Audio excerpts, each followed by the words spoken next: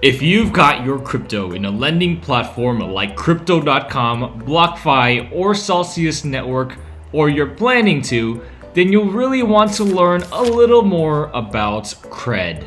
In this video, we're going to learn about one of the biggest crypto lending companies that ultimately went bankrupt and lost millions of dollars in users' funds. I'll also cover 3 main key points you might want to consider when using any lending platform in the crypto space. After all, the saying goes, not your keys, not your crypto. So let's dive in. As always guys, this is not financial advice. Anything I say in this video is only for educational and informational purposes only, and please take everything I say with a grain of salt. Ultimately, your investment decisions are yours to make. So Cred Inc. is or was a cryptocurrency-based lending company founded in 2018.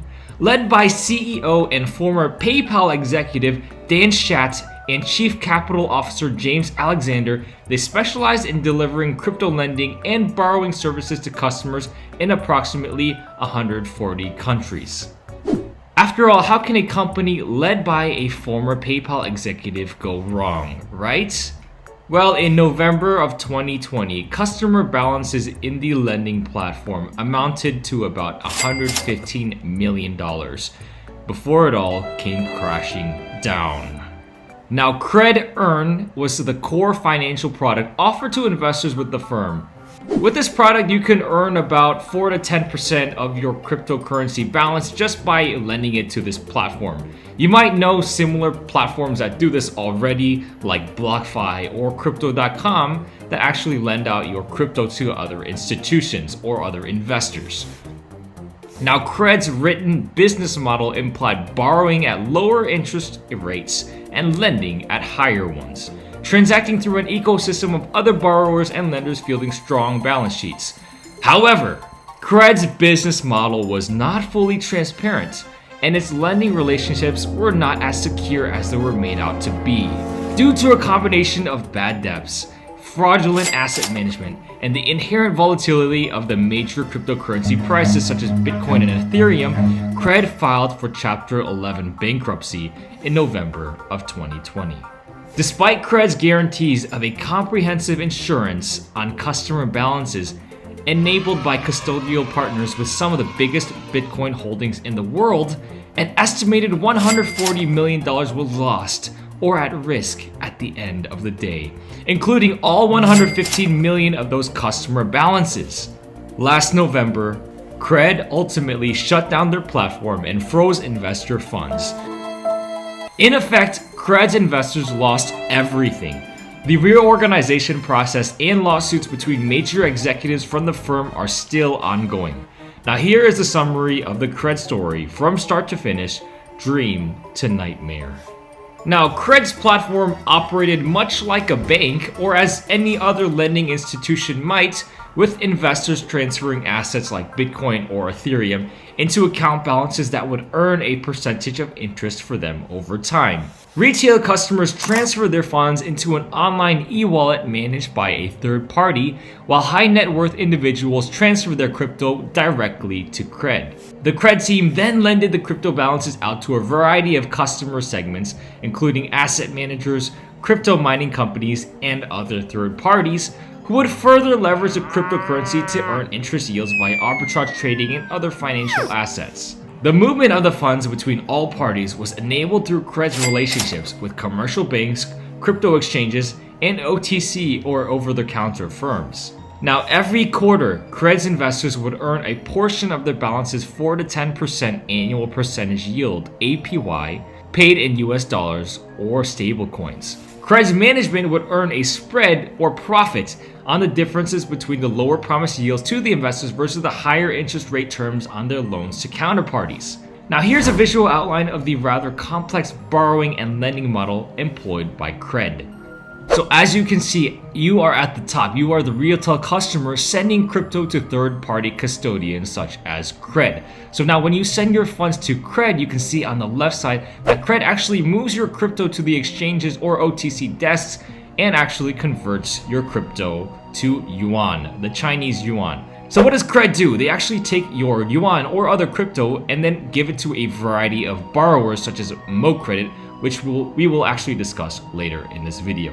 Now these are unregulated counterparties which hold risk. Now this is just one of the risks here, which is a counterparty risk. Now we're going to talk a little bit more about the risks later on. Of course, if you're familiar with BlockFi, Celsius, or Crypto.com or any other lending platform, you might be familiar with this kind of setup because it's not unlike any of these different lending platforms. In fact, they're quite similar, with cryptocurrency balances earning customers a yield from 1 to 12% annually on these platforms. The difference for Cred dealt with the specific relationships and the riskiness of the counterparties they were actually lending to, namely one key principle named MoCredit. MoCredit was a Shanghai-based crypto lender centered around microloans to retail customers. So after Cred lost value on an initial coin offering or ICO in the latter half of 2018, the firm pivoted to feature Cred as a primary product for investors to pour their money into. Overseen by then Chief Capital Officer James Alexander, was a product meant to be conceptually similar in nature to a certificate of deposit from a bank.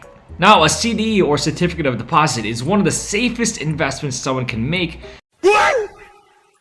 as they provide a premium interest rate, typically around 1% APY on a balance, in exchange for the customer agreeing to leave a lump sum deposit untouched for a predetermined period of time. Paired with FDIC insurance, which guarantees up to $250,000 of a depositor's account balance with a financial institution, certificates of deposit traditionally make for a highly secure and financially attractive alternative to simply keeping your cash in a low-interest savings account. However, the back-end, hidden investment sources for the Cred model were much riskier than CDs. That marketed similarity proved to be dishonest and a dangerously artificial comparison to sell to prospective customers into Cred's business model. According to a CoinDesk interview with former employees, the new product's users effectively signed unsecured notes to Cred, a relationship much closer to lending money to a company than depositing it into an FDIC-insured bank. Now, Cred's core business featured a relationship with a much higher risk than was being told to customers. To that point, according to Cred insiders, in Q1 of 2020, a plan was proposed by the company's capital markets team for a liquidation plan that would have prioritized repayment to Cred note holders over other creditors in the event of a failure. That plan would have made their debt the most secure at the company during a potential future bankruptcy. CEO Dan Schatz, however, rejected that plan. And sure enough, in Q4 of 2020, due to risky lending relationships with a few suspecting firms, a hacking scandal, an executive fraud allegation, and recent volatilities for the price of major crypto coins, the company soon faced a liquidity crisis. Meaning liabilities or debts far outweighed the company's assets on the balance sheet. As soon as debts outweighed assets, this meant the majority of investors looking to potentially withdraw their Cred balances would be left in the cold. Like in a traditional bank run scenario, think of the harrowing bank scene from It's a Wonderful Life. Cred Inc. would be unable to service investor requests for their money back, and bankruptcy would legally have to be called in order to settle funds with all relevant stakeholders. In November 2020, that is just what happened. Cred filed for Chapter 11 bankruptcy. Now, at the time of the Chapter 11 or reorganization bankruptcy filing, Cred held $136 million in liabilities, including customer deposits, compared to $68 million in assets, less than one half of what they actually had owed.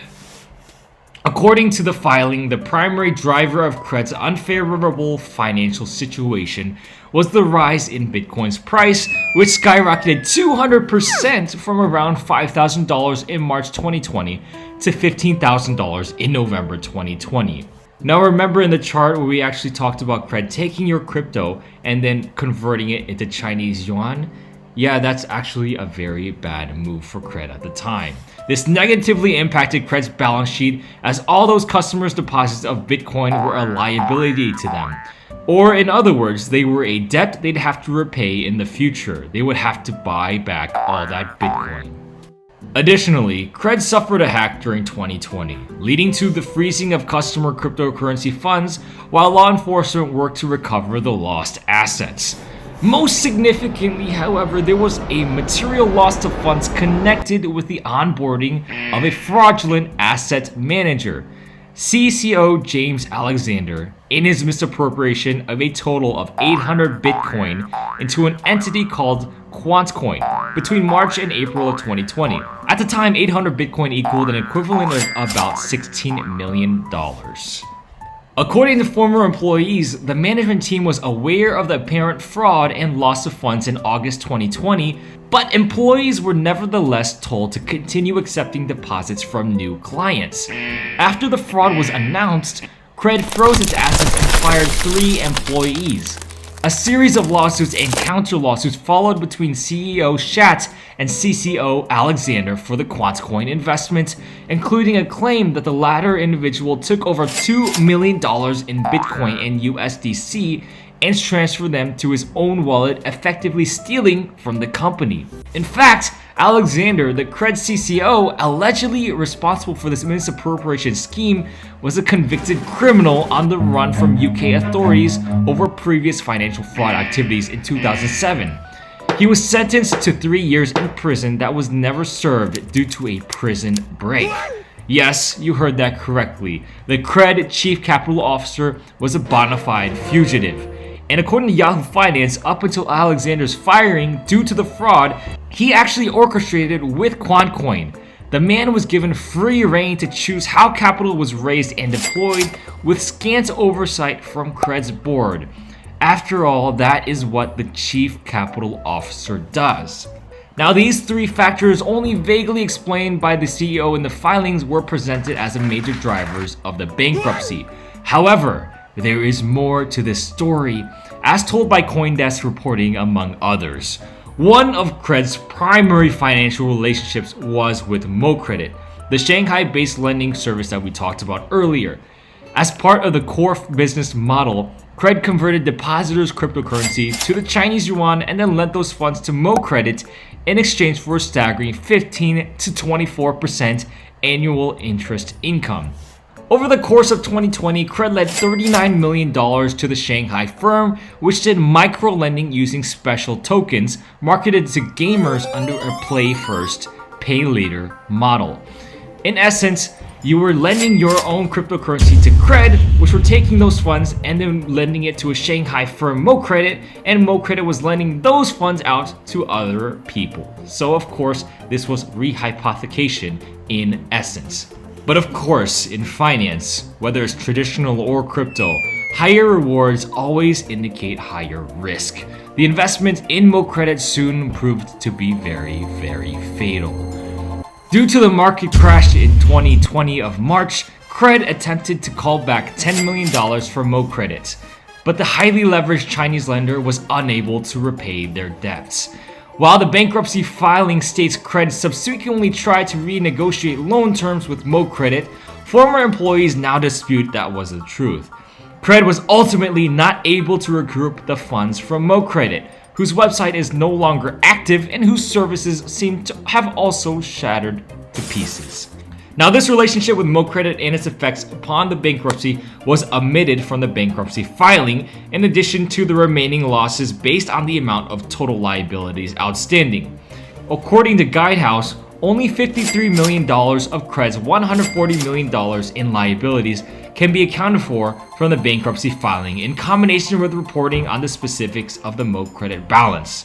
Altogether, we have $39 million loaned to Credit, an estimated $12 to $14 million in Bitcoin lost to the QuantCoin fraud, and about $2 million in stolen Bitcoin from the former CCO. Thus, about 80 to 90 million in unspecific liabilities remain, which must be due to either 1. The volatile positive price movement of Bitcoin, which was positive to depositors but negative to Cred, or 2, other and undisclosed financial relationships with lenders or borrowers. Daniel Inamula, Cred's former head of capital markets, said to CoinDesk reporters, "There's a fine line between being a Ponzi scheme and being a bank." Cred's high-risk investment in MoCredit and the fraudulent transfers to QuantCoin doomed the company by making it unable to pay out total customer balances and interests. Bad loans and corporate malfeasance, paired with a lack of federal deposit insurance and regulatory oversight, effectively turned Cred Inc. into a Ponzi scheme. And Ponzi schemes always fall apart during extreme market events. The 2008 financial crash exposed Madoff.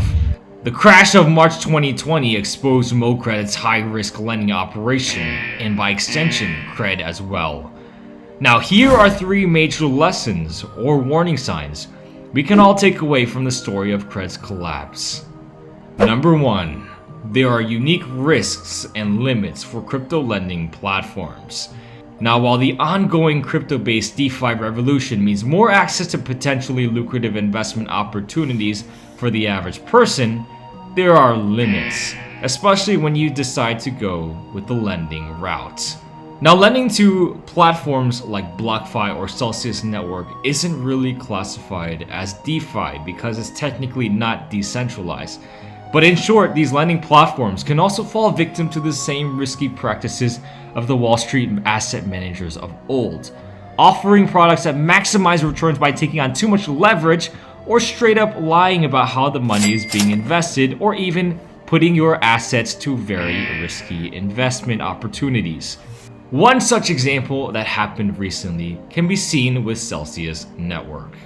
According to CoinDesk, crypto lender Celsius Network admits to losing $120 million in the Badger DAO hack. In the recent AMA that they did, CEO Alex Mashinsky said it wasn't a Celsius hack, it was a Badger hack, but some of the Celsius funds were there, so Celsius lost money, but none of the Celsius members lost money. So in short, Celsius put users' funds in Bitcoin into Badger DAO. And after the exploit of Badger DAO, the Bitcoin was lost. Of course, Alex stated that none of the Celsius members lost money, so it probably means that he has enough assets to cover the loss. However, that probably was a lot of users' funds that he has to pay out of his own pocket now.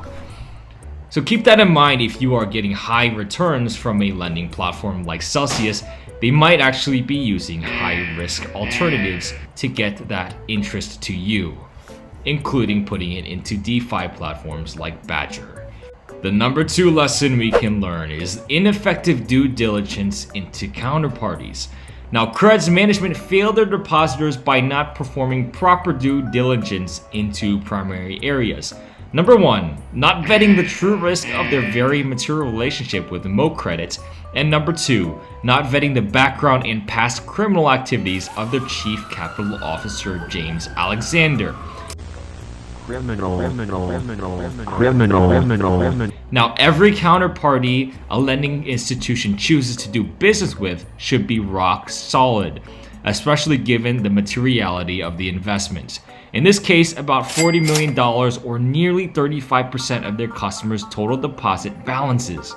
And obviously, hiring a key executive that has not been previously convicted of financial fraud and is not currently a fugitive is a smart thing for a would-be successful firm to do.